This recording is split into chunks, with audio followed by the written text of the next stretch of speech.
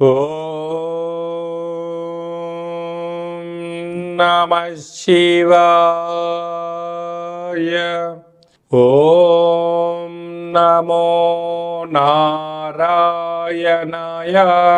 కర్మ నివారణ, నరదృష్టి నివారణ, కాళభైరవాయై నమో నమః. ఓం కాళకాలాయ విద్మహే కాళాతీతాయ ధీమహి తన్నో నరదృష్టి నివారణ కాళభైరవ ప్రచోదయాతు. హరి ఓం. మా ఛానల్కి స్వాగతం. చూస్తున్న వీక్షకులకు, ప్రేక్షకులకు, ప్రియ కాళభైరవ భగవద్బంధులకి స్వాగతం పలుకుతూ, మమ్మల్ని ఎంతగానో ఆదరిస్తూ ఉండబడినటువంటి ప్రియ సోదర సోదరీమణులకు, ఎవరిపైనను గ్రహణం దోషం లేకుండా, గ్రహణం యొక్క శూల ఎవరిపైన పడకుండా అందరికీ ఐశ్వర్యాన్ని, ఆనందాన్ని ప్రసాదించాలని, అలాగనే తెలుగు సంవత్సరానికి వీడుకోలు పలుకుతూ కొత్త తెలుగు సంవత్సరానికి స్వాగతం పలుకుతున్నటువంటి కాల సమయంలో కనుక అందరికీ ఈ సంవత్సరంలో జరిగినటువంటి అద్భుతాలు, ఐశ్వర్యాలు, అలా జీవితకాలంలో నిత్యము ఐశ్వర్య ఆనందంగా గడపాలని, సకల అష్ట కష్టాలకు స్వస్తి పలుకుతూ నూతన అధ్యాయ జీవితంలో సువర్ణ అధ్యాయానికి స్వాగతం పలకాలని కోరుకుంటూ, అందరికన్నా ముందుగా శ్రీ పరాభవనామ సంవత్సర పండగ శుభాకాంక్షలు. మనకు 1వ తారీఖు మార్చి నెల 2026 నుండి 15/3/2026 వరకు పుట్టినటువంటి వారందరికీ ముందస్తుగా జన్మదిన శుభాకాంక్షలు. గతంలో వివాహం చేసుకున్న వారికి వివాహ వార్షికోత్సవ శుభాకాంక్షలు.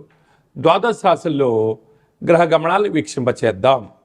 మిథున రాశిలో దేవగురు బృహస్పతి సంచార స్థితి, సింహరాశిలో కేతు సంచార స్థితి, కుంభరాశిలో చతుర్గ్రహ సంచార స్థితి, రవి, కుజ, బుధ, రాహు సంచార స్థితి, మీనరాశిలో శుక్రుడు మరియు శని సంచార స్థితితో ద్వాదశ రాశుల్లో గ్రహ గమనాలు ఈ విధంగా ఉన్నాయి. మిథున రాశి వారికి గ్రహణ కాల సమయంలో ఎలాంటి విధి విధానం పాటించడం వలన దోషం లేకపోయినను ఇంకనూ ఐశ్వర్యం పొందాలో ఈ వీడియోలో సవివరంగా సంపూర్ణంగా తెలుసుకుందాం. మిథున రాశిలో ఏ నక్షత్రాలు వస్తాయి అనగా, పురుషుర నక్షత్రంలోని 3వ పాదం, 4వ పాదం, ఆరుద్ర నక్షత్రంలోని 4 పాదాలు, పునర్వసు నక్షత్రంలోని 1, 2, 3 పాదములు కలిపితే మిథున రాశి. రాశాధిపతి బుధ భగవానుడు. వీరికి రాశిలోనే గురు సంచార స్థితి ఉండడం, తృతీయంలో కేతు సంచార స్థితి ఉండడం, తృతీయంలోనే గ్రహణం జరుగుతుంది కనుక ఈ గ్రహణం వీరికి దోషము లేదు. అయినను వీరు ఉన్నతమైనటువంటి జీవితాన్ని పొందగలగాలి అన్నట్లయితే ఆధ్యాత్మిక చింతన, గ్రహణకాల సమయంలో నవగ్రహ మంత్ర సాధన, వీలైతే పారాయణం చేయడము, వీలైనంత వరకు మౌనము, ధ్యానము, ఏకాగ్రతగా మీరు ఉండగలిగినట్లయితే గ్రహణ దోషం నుంచి ఇంకనూ ఐశ్వర్యప్రాయమైనటువంటి జీవితాన్ని పొందబోతారని చెప్పి గమనించాలి. అంటే విశేషంగా ఏడాది తర్వాత భాగ్యస్థానంలో రవి భగవానుడు, అక్కడే కుజ భగవానుడు, బుధ భగవానుడు, రాహు భగవానుడు భాగ్యస్థానంలో సంచారం చేస్తున్నారు. ఇది ఒక అద్భుత యోగంగా భావించగలగాలి. కనుక వివాహ ప్రయత్నం చేసేవారికి ఇది మంచి కాలము. వివాహమైన వారికి ఉన్నత విద్య, ఉద్యోగము, ఐశ్వర్యము, ఆనందకరమైన జీవితాన్ని పొందబోతున్నారు. భార్యాభర్తలు ఇద్దరూ కూడా అన్యోన్యత అవసరం అని చెప్పి గుర్తుపెట్టుకోగలగాలి. ఆనందకరమైన జీవితానికి బాటలు వేయగలిగితే మీకన్నా అదృష్టవంతులు ఎవరు లేరు అని చెప్పి కూడా గమనించాలి. అలాగనే రాజ్యస్థానంలో శుక్ర భగవానుడు, శని భగవానుడు సంచార స్థితిలో ఉండడం వలన వృత్తులలో, ఉద్యోగాలలో, వ్యాపారాలలో మీరు క్రమశిక్షణగా ఉన్నంత కాలము, మీరు కష్టపడి పనిచేస్తున్నంత వరకు మీకు తిరుగులేదు అని చెప్పి గమనించగలగాలి.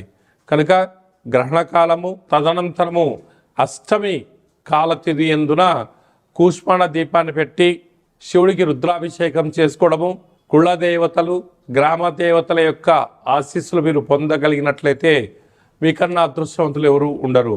అలాగనే సాఫ్ట్వేర్ ఉద్యోగస్తులు, హార్డ్వేర్ ఉద్యోగస్తులు, వ్యవసాయ సోదరిమణులు, మార్కెటింగ్ రంగంలో ఉండబడిన వారు సంపూర్ణమైనటువంటి క్రమశిక్షణగా మెలగగలిగితే స్థిర చరాస్తులు మీ సొంతం అవుతాయని చెప్పి గమనించాలి. మార్చి నెలలో ప్రథమార్థంలో ముఖ్యమైన పండగల గురించి క్లుప్తంగా, సవివరంగా, సంపూర్ణంగా తెలుసుకుందాం. మనకు 3వ తారీఖు 3వ నెల 2026వ సంవత్సరంలో మనకు చంద్రగ్రహణం జరుగుతుంది కనుక చంద్రగ్రహణము మధ్యాహ్నము 3 గంటలకు ప్రారంభమయ్యి సాయంత్రం 7 గంటల వరకు కొనసాగుతుంది కనుక 3 గంటల ముందరలోనే భోజనం చేయాలి కనుక 11 గంటల లోపనే అందరూ భోజనం చేయండి.